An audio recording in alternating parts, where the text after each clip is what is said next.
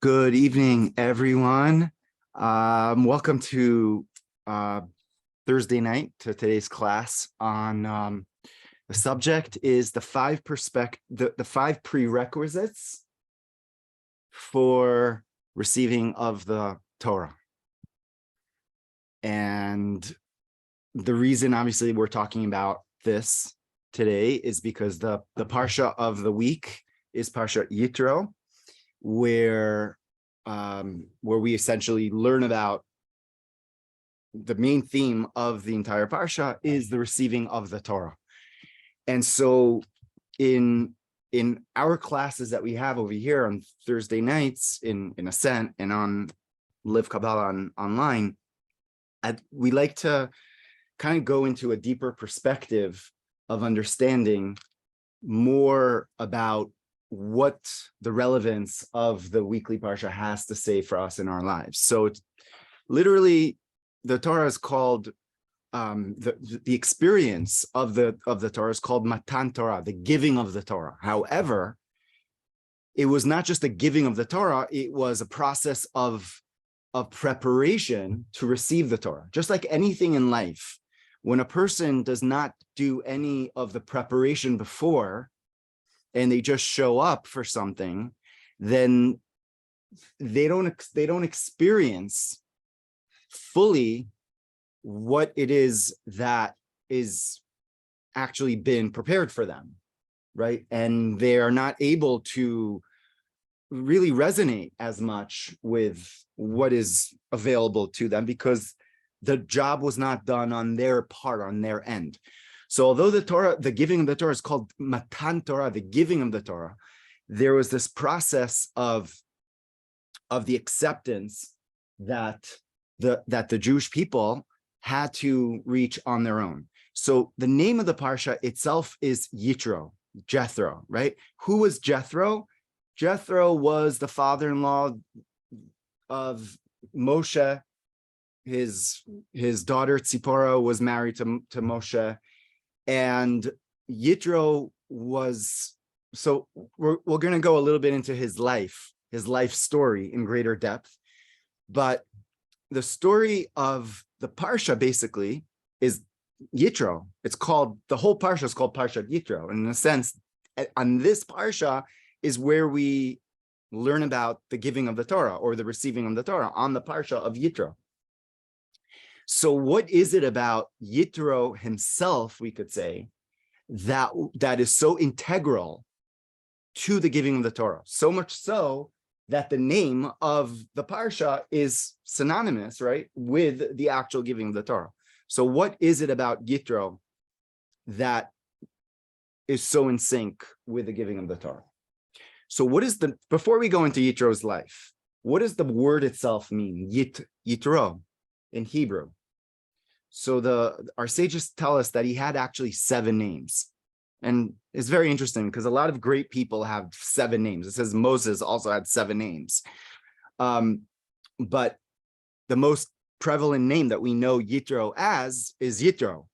And the commentaries, Rashi says, for example, why is he called Yitro? From the word yeter, like yitaron. In Hebrew, yitaron is an advantage.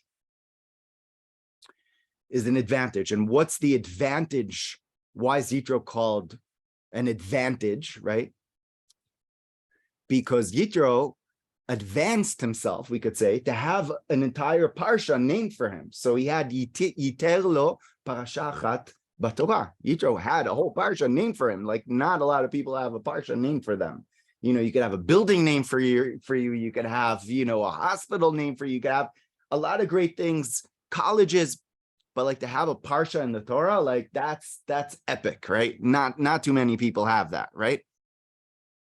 There isn't even a parsha Moshe, right? So Yitro, she'yiter lo parsha achat b'Torah. So Yitro caused the Torah to be able to add one up, basically on itself, right? So let's try to understand a little bit more about Yitro's history and why is it, again, that there's this that there's this syncing between these, the giving of the Torah and Yitro. So just before we go into that, I want to give you guys like the 5 prerequisites, and we're going to like unpack them in the next hour or so. Okay, sounds good. So 5 prerequisites are for receiving of the Torah are based on what we're going to be learning about today. Is the first one is perseverance, right? We're going to talk about perseverance. The second one is order, to be able to maintain order. The third one is unity, interconnection, love. The fourth one is purity. And the fifth one is transcendence. Okay? So all of them are hinted to and learned, and we learn them out from this week's parsha. So let's begin. So the first one is perseverance. So it says at the beginning of the parsha that Vayishma Yitro, that Yitro heard, hey, welcome. that mashmu'a shama uba, that what did Yitro hear? What did Yitro hear and caused him to come over? You could just swing around for sure. Welcome home. Thank you. What did Yitro hear and caused him to come along and to want to convert to Judaism, basically? What did Yitro hear? So it says 2 things. Rashi quotes 2 events that caused him to hear something and shift his whole life and to make a huge shift in his life, like a tremendously huge shift in his life. What were these 2 things? He heard about Kriyat Yamsuf and the war against Amalek. That's in one place, Rashi says that. In another place, Rashi says that he heard about a bunch of other good things that happened, such as the giving of the man and the water being given to the people, right? But the first thing, the initial thing, and that he heard was the splitting of the sea and the fight against Amalek. So what was that caused Yitro to say, wow? So it was obviously an amazing miracle of proportions forever, right? Till now, right? But how come he's the only one that made the shift? I mean, everyone else apparently did hear about it, knew about it, and yet Yitro saw this and he came along. So it wasn't just the miraculous that affected him. He wasn't just like a miracle, like an inspiration junkie. He was like, oh, wow, I want to be inspired. I want to come along on this great, mystery, magical, ride with, with this band or whatever. He came along, and because he saw something about the people and not so much about the miracle, but more about the perseverance of the people that pushed through. He saw something in the belief of the people, the Jewish people, and we spoke about this last week, that they were standing by the Sea of Reeds and they had 2 options. Basically, jump into the water and sink, right? Or go back to Egypt. Actually, we're told that there were 4 reasons, and we went into the 4 reasons, 4 perspectives that were going on there, right? But then there was really the true perspective, or the godly perspective. And that perspective is walk in, march in, courageously, valiantly, belief in in oneself, belief in God. God took you out of Egypt, not for anything bad to happen. He didn't take care of you up until this point, and now he's just letting you go. Like most of us like really think, very often in our minds, like, yeah, I know that he took care of me in this situation, but maybe now he's not going to do that. No, God is just waiting for you to like walk through your sea of reeds. And if you walk through your sea of reeds, guess what? The sea of reeds is just meant to just split, because the world, the universe is waiting for courageous, for those brave souls to want to walk through and to believe that it is going to happen, that the sea is going to split. But the miracle isn't going to happen on its own. It's going to happen when we are co-creators with God, with the creator. And that's what Yitro saw. He saw that and he's like, oh man, those people are for real. And you know what? It's not that miracles of splitting the sea are not possible. He knew that. He was the the chief idolater of the world. He was one of the three wisest men or advisors of Pharaoh. And he knew, like, he was a genius of geniuses, he wrote the book on every single magic, black magic, any idolatry. He was the go-to person. So he knew like about, spirituality, you could say. But to see this happen, to see how God is within the world itself, and God is waiting for us as humans to push the envelope. And once we push the envelope in our own minds, then the envelope gets pushed and things shift in the world. He was like, oh, that's big. That's huge. His interest was piqued. He knew something was real. And the next thing that he saw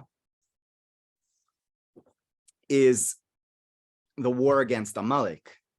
So the war against Amalek was a similar situation where the arch enemy of the Jewish people, Amalek, comes and attacks us on the way. And once again, like, we could have stood back and said, well, I don't know, I'm not strong enough. Who am I? Like, I'm nothing. Like, I don't have any strength. Like, what? Moshe is like, you know what, guys, go out there, 1,000 for each tribe, and look at my hands. You look at my hands, you're going to know it's not your power, it's not your strength, it's your belief, it's your trust, and that's what gives you the victory. It's not your kochi ve'otzem yadi, my strength and the power of my hands have done this for me. It's the belief that it comes from God, but he wants you to go into battle. And so he saw these two things and he was affected and he was changed. And so he came along and he said, I want to now be a part of these people. I too want to not just know God from an intellectual perspective and even from a spiritual perspective. I want to know God from an intimate perspective, from the place inside of me that is fearful, that is self-doubting, self-loathing, anxious, all those places. I want to know God truly from that place, because that's true discovery. Because when you know God just from the places of your comfort zone, even from your spiritual comfort zone, it's limited. But when you know God from the places of your the tenuous parts of yourself, the vulnerable parts of yourself, then that's true knowing. So that's what Yitro says, Ata yadati, now I truly know, ki gadol Hashem, that God is truly great. Now I truly know.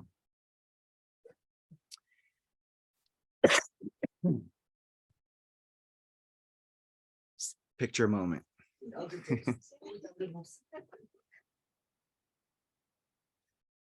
That was so random.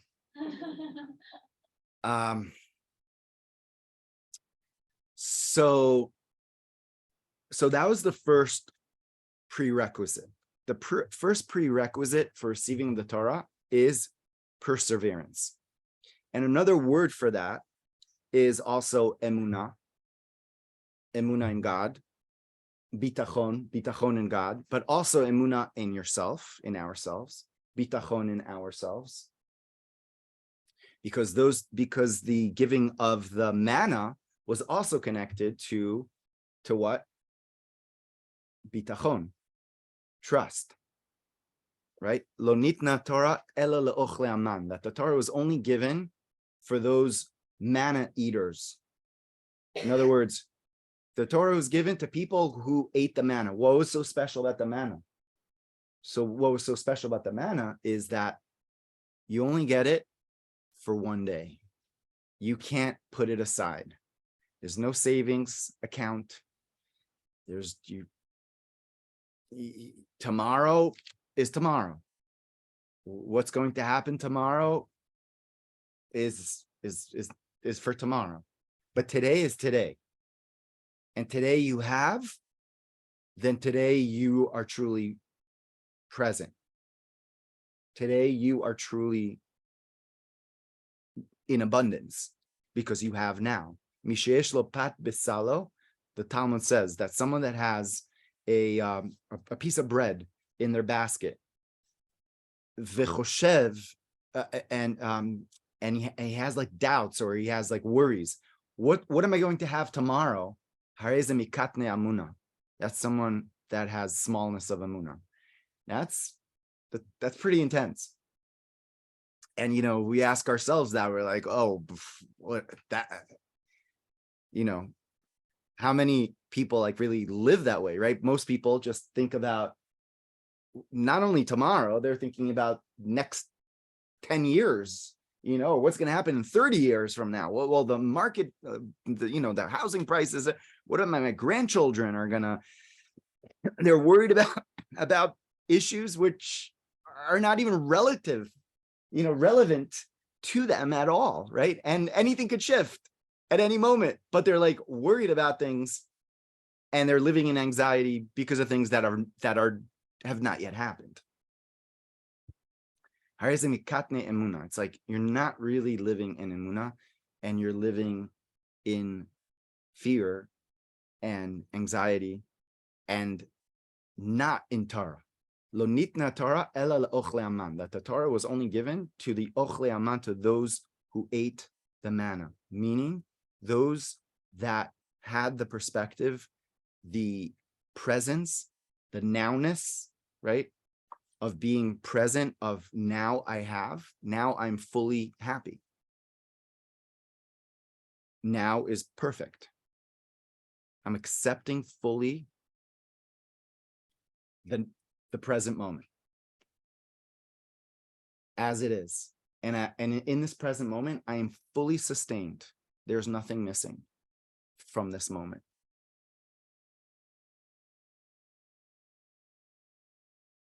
At that point, you are now open to receive divine wisdom. The divine could now reside within you. The divine cannot reside when there is the anxiety and the thoughts and the fears about the past and the future, and the two of them combined. It doesn't work in there. What if someone has a hard time with anxiety? Does that No, just the opposite.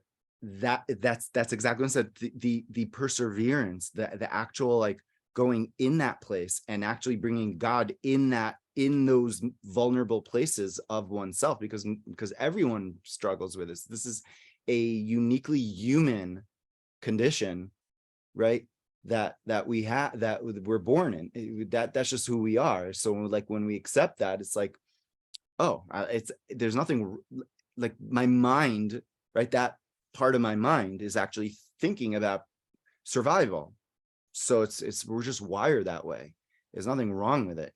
But when I use my neocortex and I'm actually I could have mach shalit alalev, I'm able to have, right, like Tanya says, I'm able to have the perspective of my godly soul over my animal soul. Just like I realized my animal soul is like not to beat up my animal soul, but to realize my animal soul is just it's an animal, and it's just doing its job, to try to survive.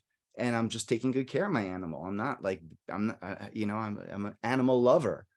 So I'm actually loving the process itself instead of beating myself up for feeling that way. And it's just being aware of, of everything that comes up.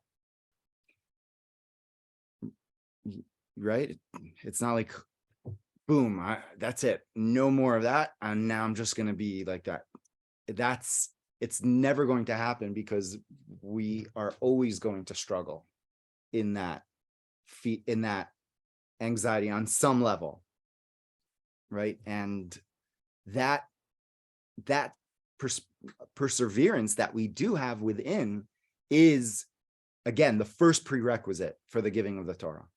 So that is the number one prerequisite of really receiving the Torah, right? Again, you could learn it, you could have it, you could, memorize it, you could, it's tradition, you're doing it, and it's amazing, and it's great. Not that, and it's mitoch shelo lishma ba lishma. Eventually you're gonna come to the place, and it's not saying don't do it until you're fully perfect. You do your best and everything like that. But doing our best means to have the courage and the perseverance to go through our sea of reeds over there that we have over there, and our fear of not having, something in tomorrow, right? What's going to happen if I don't?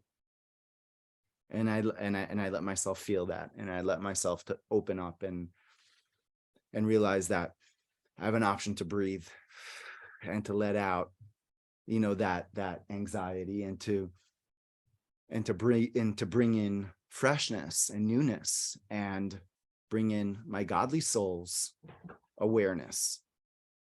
And that godly soul awareness is the giving of the Torah, right? The depth of the giving of the Torah. Shalom Aleichem.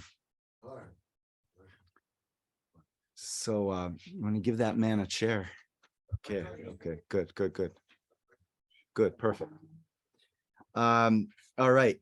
So far, so good. So we've got the first prerequisite. The second prerequisite for receiving of the Torah. So here comes Yitro to the Jewish camp, right? To where we have over 2 million Israelites over there, roaming around, and it's been around 40 or so days that since they came out of Egypt, and there was hustle and bustle in the air. They were like excited. They were going through their perseverance and their inner work, right? And their inner traumas and their inner things, each one of them on an individual level. They were going through it collectively, but they were also going on it like atoms in, on their own, right? And so what was going on in the camp? A lot of energy, a lot of stuff going on. And in fact, it's the Torah tells us that what was Moshe doing? What was Moshe doing during that time? He was judging the people.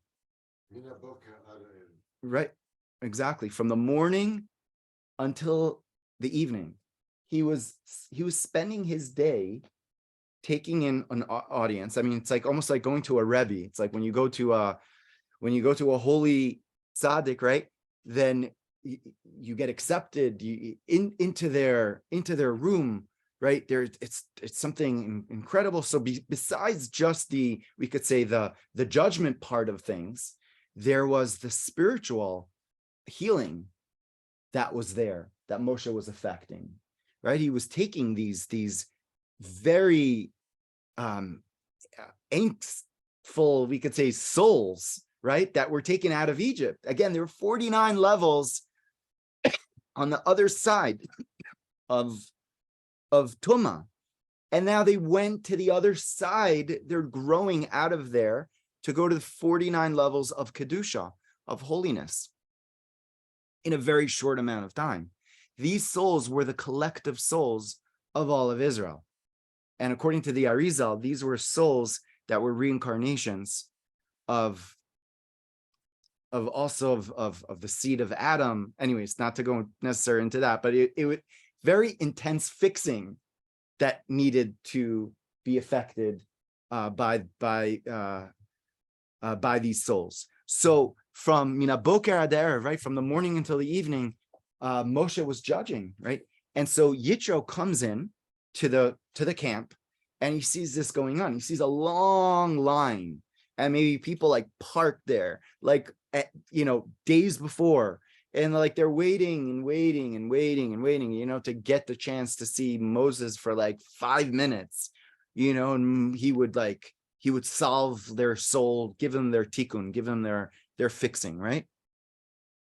And Yitro said, Lo tov hadavar asher ata oseh. It's not good what you're doing. It's not good, not for you, and it's not good for them.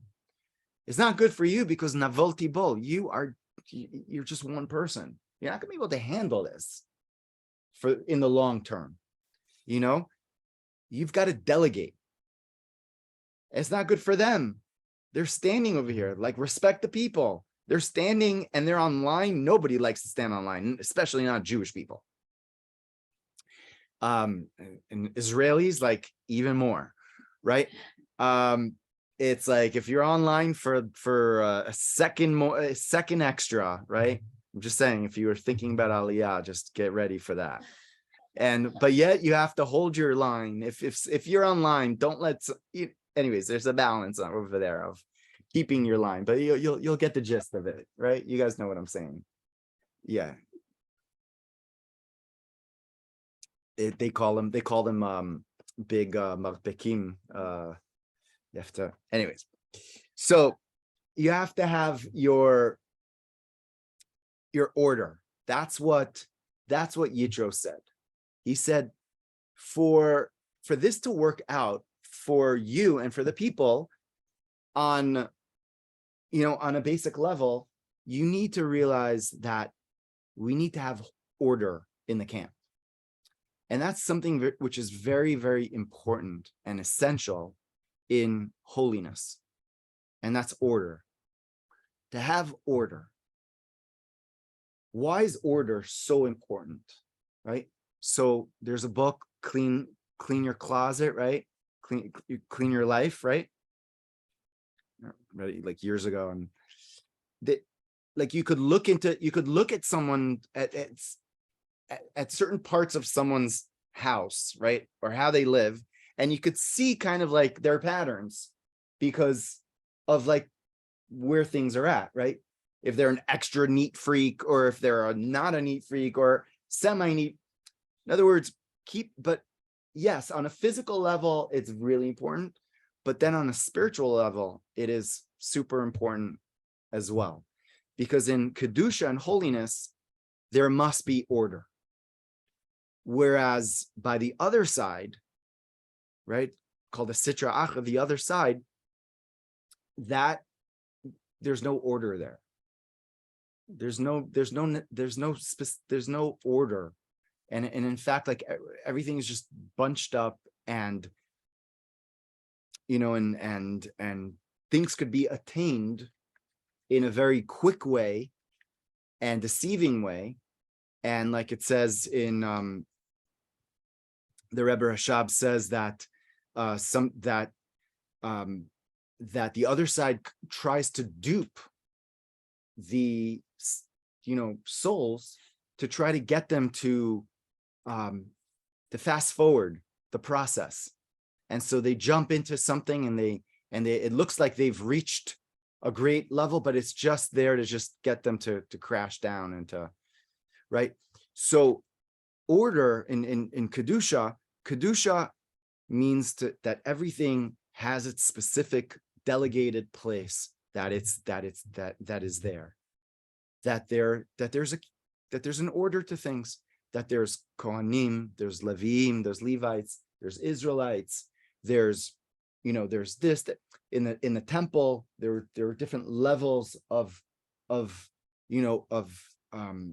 order from from reaching up to the Temple Mount, going to the Holy of Holies. You're saying Judaism is not a democracy. Yeah, exactly. Yeah. So having order is something which is which keeps oneself to be able to understand that they are in one place, and if they want to reach another level, then they need to work on getting to the other level, and to realize, to basically keep on one's path, on one's lane. I remember when I first came to I went to yeshiva in Morristown. I enrolled there. There's a famous rabbi, Rabbi Melch Tzvibel. He was an older, venerable chassid, long white beard, like really looked like and I remember I did not come from Hasidus background, came more from a modern background, and I learned in other types of yeshivot, and I asked him, I was like, I don't understand how these young, Bachrim, these young students are learning these deep concepts in Hasidus. It's like, I don't understand. Like they should be waiting till they're a little older, etc. And he said, no, it's like there's a need for them to jump into these deep concepts, yet maintain their order. So he mentioned to me just like how important it was that in holiness, that not skipping one step, realizing that whatever level that you're on, if you're on a certain level, like stick to that level, be on that level, and and before you go to the next level, don't jump, don't skip. So maintaining order is a prerequisite for the receiving of the Torah, and that's the second one of the prerequisites. The third one is unity, right? So now the Jewish people are there in the mountain, right? And says ki ish echad belev echad, they were there together as one man, ki ish echad belev echad, with one heart. And it's actually interesting because in last week's parsha we learned about the Egyptians running after the Israelites, and it says belev echad ki ish echad, that they chased after the people with one heart as one man. And over here, the lashon, the pasuk uses the word ki ish echad, like one person, like one man, belev echad, with one heart. And what's the difference between one heart with like one man, or one man with one, like with one heart? What is that idea? Ki ish echad belev echad. So the difference is that when there is a collective desire to do something together, right, then it's not that we're really doing it as one person. We have like a common enemy, for example. So we're all like getting together to try to, to take care of this problem, or to solve this, other, thing which is going on for us collectively. So we all have the same problem, but it's not like we're really united. So that's belev echad ki ish echad. We have the desire to solve the issue together because we have that issue, but it's not like we're really fully one. But over here it says ki ish echad belev echad, like one man, like one person, like one collective. Basically, there was one collective oneness, belev echad, because the unity that happened on Mount Sinai is that there was a real innate unity between us all. That there was a unity of I don't like you because I'm going to get something out of you. We're going to do something, accomplish something together. But I love you because you are me and I am you, right? That was the perspective that they reached on Mount Sinai. And it's interesting, we say this on Passover. We say, Ilu, by the Dayenus. Had God not taken us from Egypt, Dayenu, we go through the 15 like Dayenus, right? And then we reach the place of, had God brought us to Mount Sinai and not given us the Torah, Dayenu, right? Hi guys, welcome. Had God brought us to Mount Sinai and not given us the Torah, Dayenu. Why? The whole point is to coming out of Egypt is to receive the Torah. So what would have been so great had we reached Mount Sinai and not been given the Torah? Why would we say Dayenu? Just the fact that we're at Mount Sinai, Dayenu. So the answer is that unity that existed there was the greatest unity that we've ever felt as a people. All the different fractions, the 12 tribes, the different perspectives, the different energies, the different like personalities, right, left, center, all the different, you know what? We're all part of a whole. Tzivos Hashem. It's all one army. And Tzava means an army, but it also means beauty in Hebrew. Tzava means beauty. That it could mean like it, right? And it's not just I'm in this platoon or I'm in this battalion and you're not, and we're all, but it's all one beautiful collective entity that's just coming together and doing the job together. And that's the Jewish people are called Tzivos Hashem, from the word tzava, right?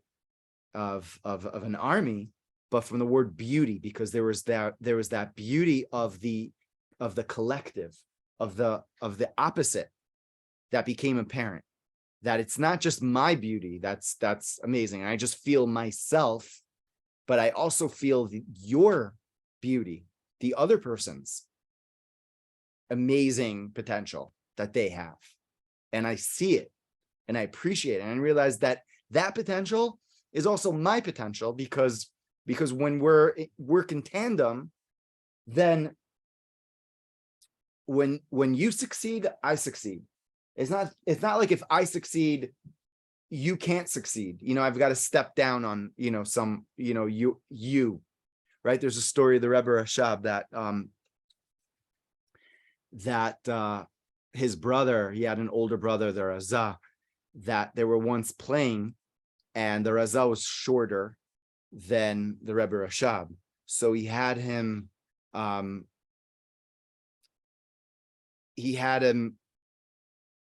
stand on a low place, right? And the Razah stood up, and they were playing Rebbe, and he was like, well, I'm the Rebbe, and you're like, you're the smaller one, right? And their father came in, the Rebbe Maharash, and he said, and he's just like, what's going on? It's like, well, we're playing Rebbe, and I didn't want, and I wanted to feel like I was taller. So he's like, well, if you wanted to feel, if you want to feel taller, then why don't you could stand up on a chair, but you could also pull the other person up on the chair as well. He was saying, like, you could stand on a chair, you could get yourself up higher, but you could also pull up the other person up and make them also feel higher. Like, for me to feel higher doesn't mean I have to push you lower. And that's how I feel better, by making you feel lower. So I feel better, right? And that's what that's what was accomplished there on Mount Sinai. There was that unity, that beautiful unity that, I mean, we could just almost just like tap into a little bit. But Bayom Hazeh, B'chodesh HaShlishi, Bayom Hazeh, Ba'u Midbar Sinai, Ki Ish Echad Belev Echad. They felt that they were really one, that there weren't divisions there. There was just oneness. How long did that last? It didn't last that long. It lasted until after the giving of the Torah, pretty much. You mean virtually one day? No. It lasted, well, there was 40 days that afterwards Moshe came back to bring the Torah, and then there was the sin of the golden calf. So it was around 40 days. Yeah, we could say that lasted, yeah. And that was the first. That was a honeymoon afterwards, right? We haven't had that situation since then. That level of harmony was the closest one after was with King Solomon. That Shlomo is from the word shalom and beyamav, that King Solomon brought such peace in his days because of his kingship, right? His leadership allowed for, I mean, you're talking about democracy and he was a monarch, right? Yeah. He was a monarch, a melech, he was the closest to Mashiach, right? His reign was the closest of like Mashiach's coming. What is there that we can accomplish? You know, they had unity, it's great for them. But what about us? You know, the Jewish people today need unity, correct? Yeah. I mean, what is there for us to do to create unity? What's the direction? Yeah, so that's a great question. That's the question. And the answer is that they were encamped where? Around what? Foot of the mountain. Around the mountain. Yeah. What does the mountain represent? Right? So a mountain represents something which is tall, right? By definition, that's what a mountain is. A mountain is tall, right? Otherwise, it's not a mountain, right? It's a mount, whatever, but it's something which is tall, something which is higher than all of the perspectives. There needs to be something which is higher than all of the perspectives, right? We'll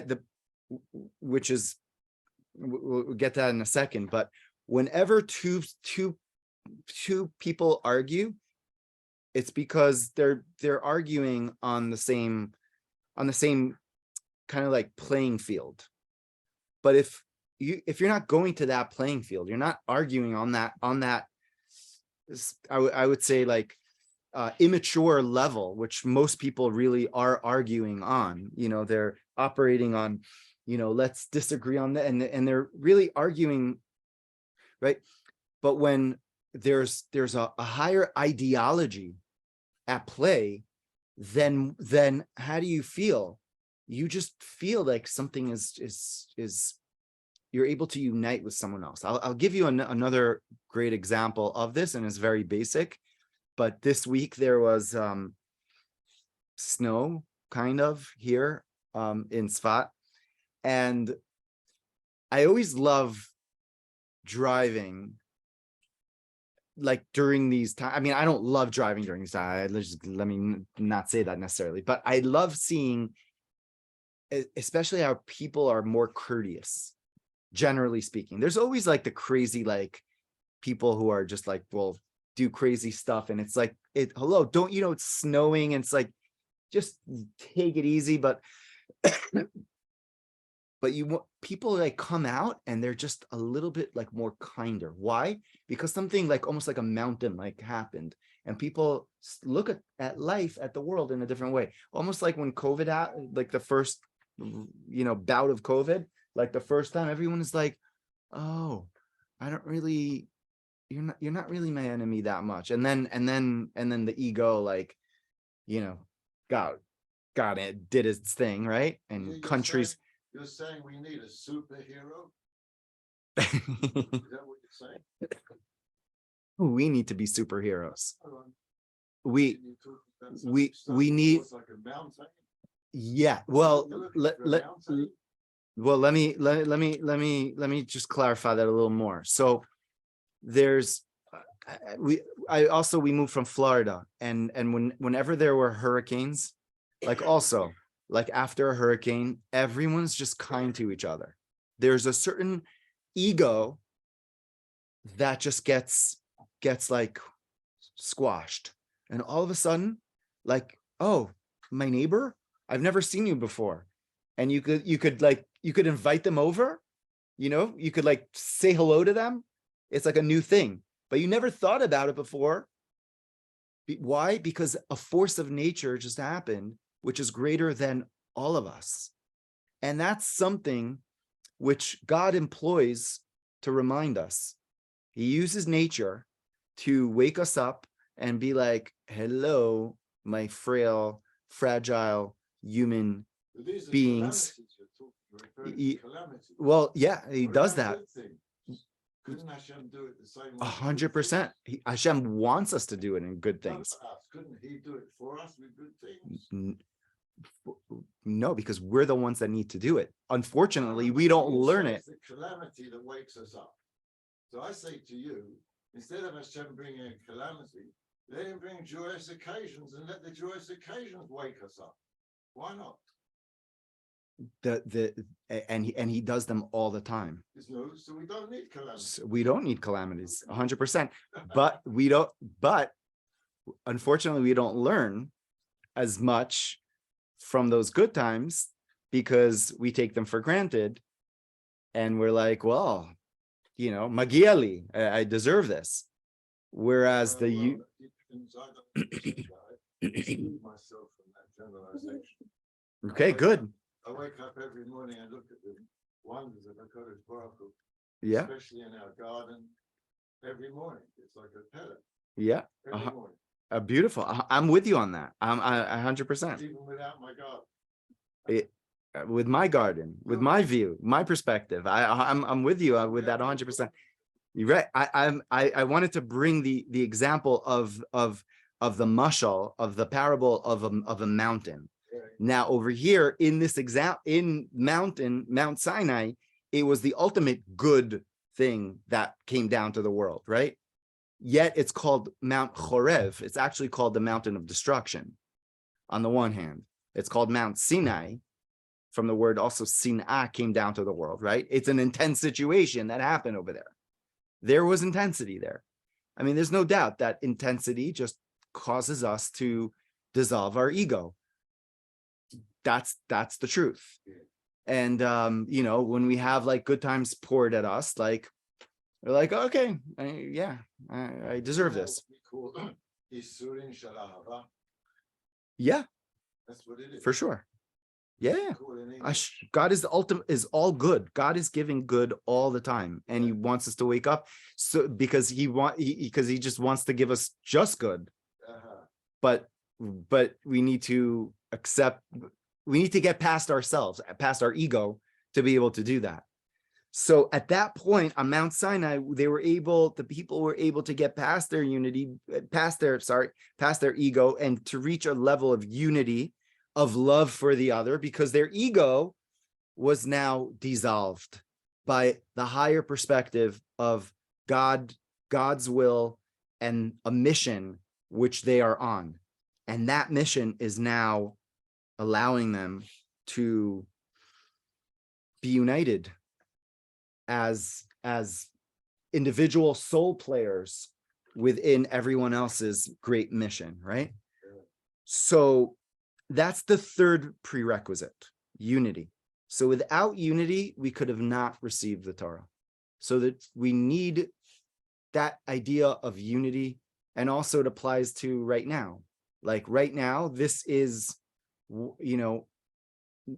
this, moment 23, that we are, in such a need of more unity, of more love, interconnection, right? It says, Ahavas Chinam. It says that the temple is going to was destroyed, Rav Kook said, because of baseless hatred. It will be rebuilt through Ahavat Chinam, through baseless love, right?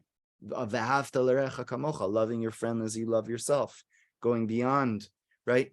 And the more that we work, the more that we employ that within our relationships, our dynamics within ourselves, the more that we have love for ourselves as well. V'ahavta l'recha, it's not just love for the other, because if we don't love for ourselves, then we can't love others, right? That's the truth, right?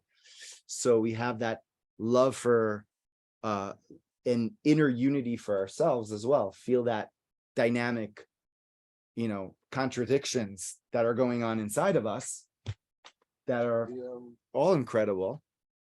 Can I just Please. mention something that Susan said on that gossip? Mhm. He said that the most amazing thing. He said that the Ahavta l'recha kamocha goes to such an extent that you need to put the zula before yourself. Before yourself, even in business, whatever it is, you have to put the zula before yourself.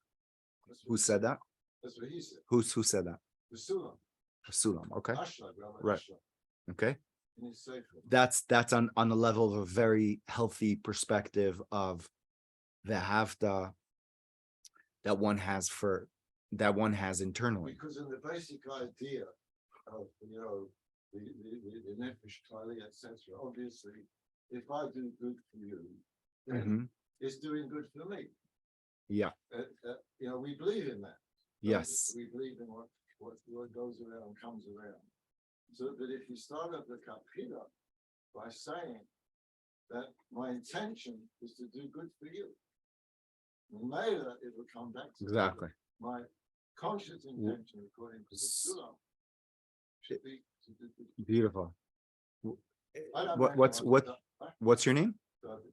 Rab David. So Rab David said, I just want to summarize that doing the good for the Bala Sulam, Rabbi Ashlag said that V'ahavta l'recha kamocha, loving the other, the other should have a prevalence, a precedence. Thank you, over oneself as even. And really goes into connecting to God's ultimate will or goodness, to connect to God's to Hashem, to the ultimate good, is to connect to the ability to give. And the ability to give to others is to be able to be godlike. Yeah. And when we're able to be able to give, again, to give is not just physical things. It could be, it's really all energy. It's everything is energy, right? There's there's physical and but it emanates from energy. And when our thought process, and it starts with our thought process, is the beginning of all the energy, right? When our thought process is not just about what I could receive for myself, but what I could do for someone else, then I have now been redeemed. I've now been taken out of my own ego, which is just selfish. Does that apply to people writing out a tzedakah check? Would that work or not? Absolutely. Writing out a tzedakah check is an absolutely tremendous. Yeah. 100%. I don't think so, but 100%. Tzedakah is the biggest mitzvah. It is known as a super mitzvah, the ability to give. Yeah. But you see, in my personal experience, I have people I know, they can write out a check. They do. Yeah. 20, 30, 40 checks every month. Mhm. But it's nothing to them. Right. So the check is not about writing the tzedakah. It's actually writing it so it hurts. The giving is not, it's not just the giving and when it's easy to give. It's giving when it's hard to give. That's when it's giving. It's only about tzedakah who's writing out 30, 40 checks a month. Mhm. can really make any comment about that. And you're probably not a person like If that, every person could you cannot understand. You cannot understand.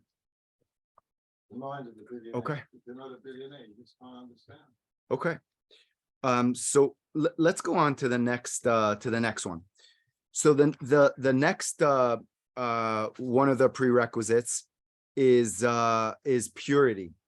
So purity is from the word tahara, and we find that after that unity that the people were felt, they were purified by Moshe. They were asked to be purified, or God asked them to purify themselves, right? V'tiaru simlotam, and purifying oneself is the level of what we call tahara. Tahara is uplifting oneself to be able to receive something which is lofty, something which is higher than oneself, right? There's two there's similar languages. One of them is tahara, is purity. The other one is kedusha, is holiness. And very often people, get them mixed up. What's the difference between kedusha and tahara? Holiness. So the Zohar says that the Levim are the levels of tahara, and the Kohanim are the levels of kedusha. And what does that mean?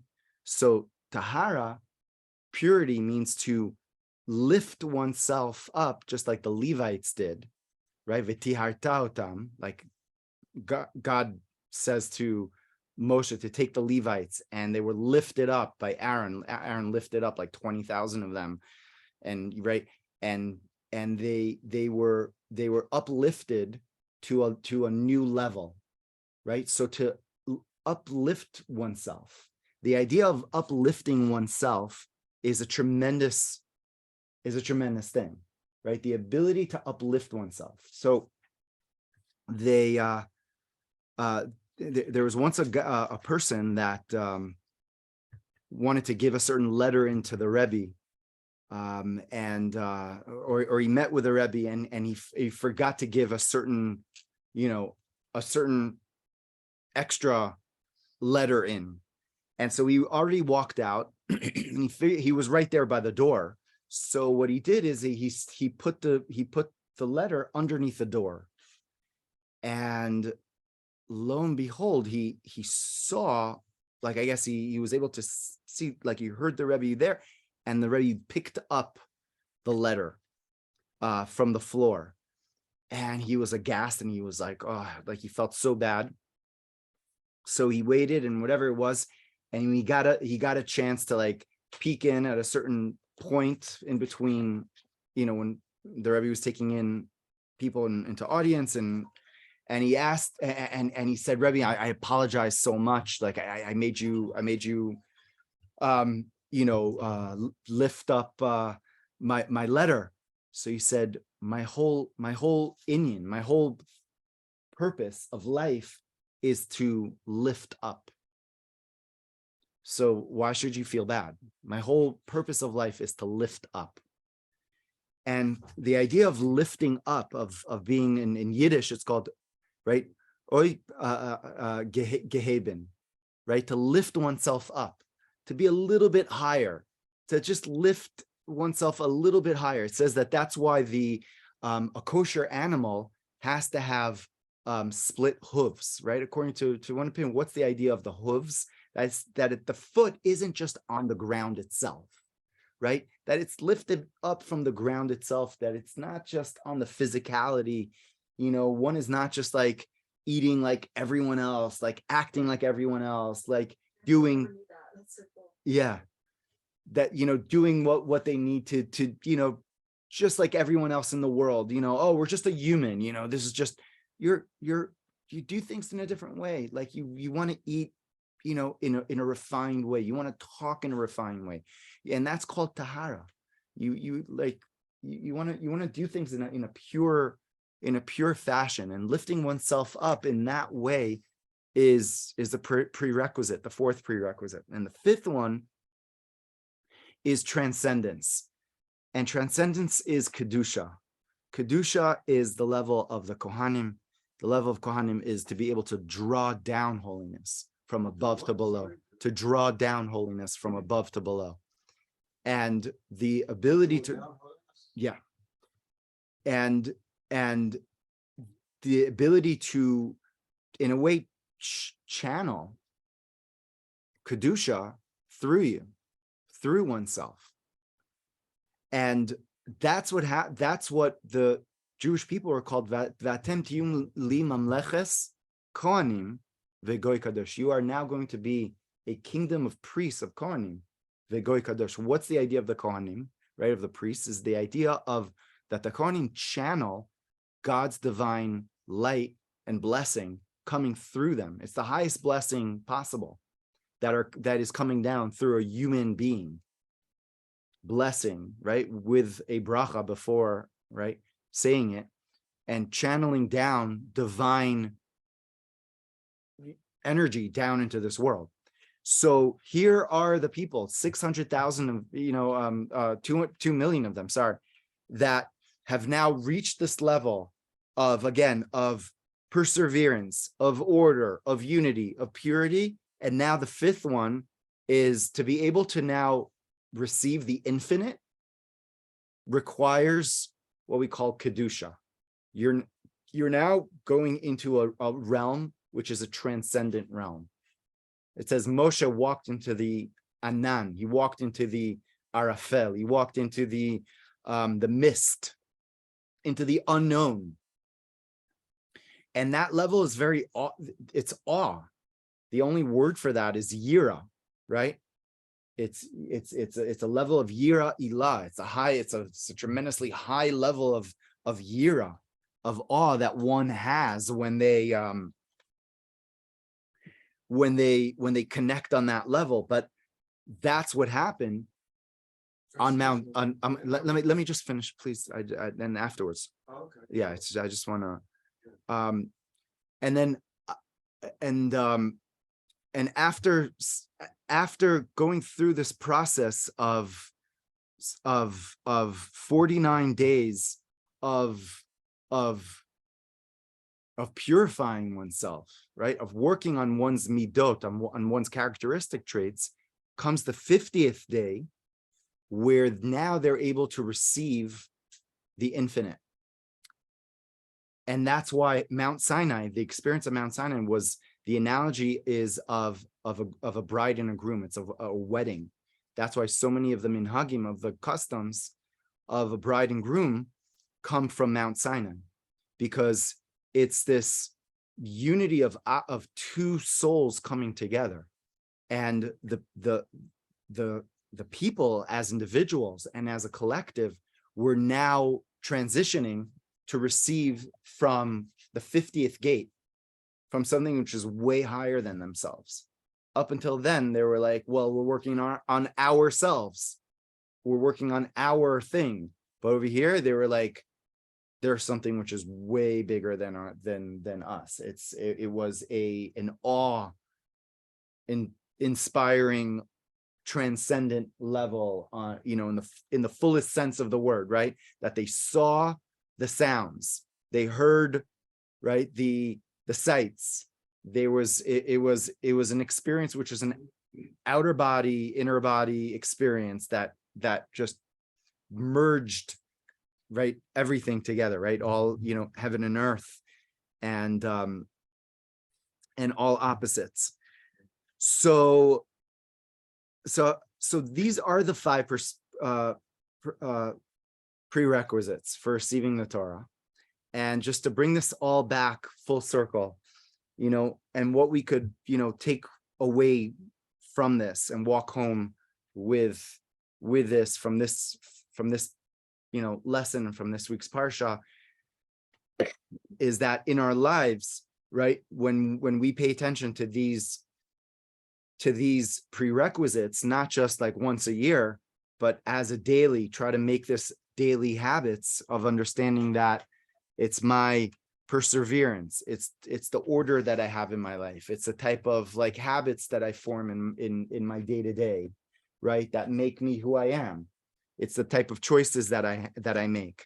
It's the type of unity, love that I have towards myself and others, right? It's lifting myself up higher. I believe in myself. I know that I'm, I'm really I'm a godly soul, right? I have potential which reaches through the roof, right? That who knows what the potential is, right? And believing in that potential, right? And realizing that, that we're able to reach the transcendent. And we do have times during the day and during the year that we reach the transcendent levels. We reach the transcendent levels. How do we reach the transcendent levels? How do I transcend? I transcend through davening, through learning. But I understood through transcendence is only the area of the Kohanim and Kedusha. An average person, even a lady, cannot transcend. No, so you misunderstood. Yeah. I understood the lady can go to the level of Zohar. Yeah. So, to go to the level So of it's every Jew has it. It's every person has it, of the Kohanim and the Levim. Okay. So I think we're gonna pause over here for today. Thank you all for joining. Any questions? Yeah, I have loads of them. Okay, so wishing you a very good Shabbat, Shabbat Shalom, many blessings. And thank you for joining.